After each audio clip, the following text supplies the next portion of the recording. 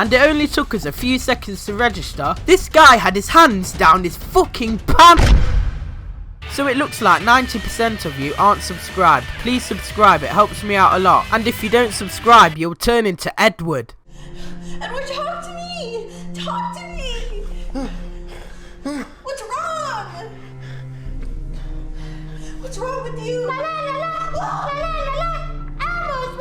What the? So this story happened around 2 months ago when I was with my friend Liam, aka GodlyAbyss. So we met up thinking that this would be a normal day. However, thinking that this would be a normal day would eventually come to a close because we were in my area. This is because a lot of dodgy shit goes off in my area, mainly involving the dodgy crackheads in the middle of the street. And with me standing out with red and black hair, I've had numerous encounters with crackheads. Oi mate, do you know anywhere where I can get some weed? Oi mate, have you got a pound? Yeah, alright, 1 second. You look fried, you do.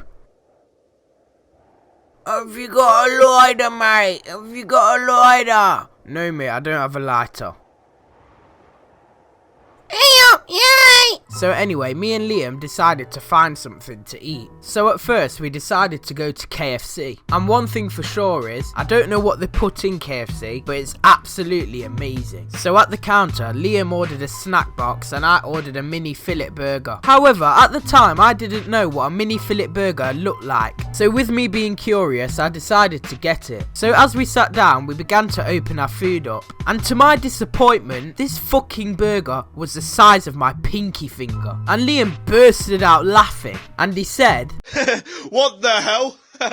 And because this burger was so small, I finished it in one bite. So after we finished our KFC, we decided to go to the Poundland down the road. And Poundland is heaven because you can get absolutely anything for £1. However, the iPhone chargers in Poundland are absolutely shit. Don't get them at all. They're absolutely shit. They break, they take ages to charge up your phone, and they fuck up your phone in the process. When we got to Poundland, we got some chocolate and some drinks because we were still hungry even though we had KFC. After we bought everything, we decided to go back up the road to where we bought the KFC. And I forgot to mention, up that road there was a Lidl. And as we walk up the road, we gradually get closer to the Lidl. And as we got there was a bush down below in the corner. And as we look down, we see something inside of the bush. And as we look closer, we see a scruffy old man inside of the bush squatting down. A couple seconds later, we were now about 1 centimetre away from the bush. And with a clear view, this guy wasn't a scruffy old man. This guy was a fucking crackhead. He was hunched over and his eyes were squinted. And it only took us a few seconds to register. This guy had his hands down his fucking pants. And looking for even longer, he was rubbing his hand back and forth. And his hand wasn't going back and forth slowly. He was going like a fucking fighter jet. And this is how me and Liam reacted. What the fuck?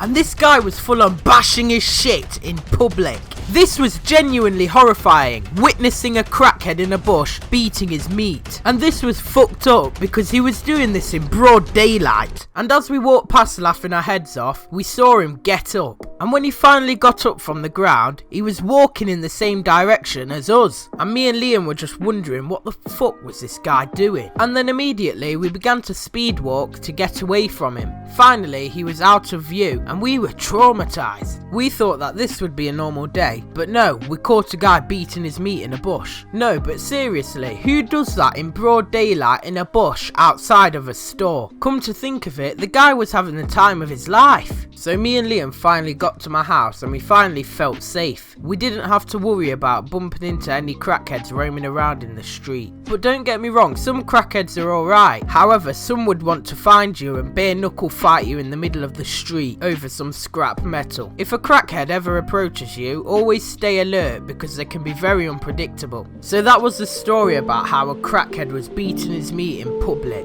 If you like this video, feel free to leave a like and subscribe. That would help me out a lot. And if you don't leave a like and subscribe, like I said, Edward will get to you. Oh, please. You might want to get away from me. Please go back to normal, please. You might want to get away. I really don't feel like myself no more, Nicole.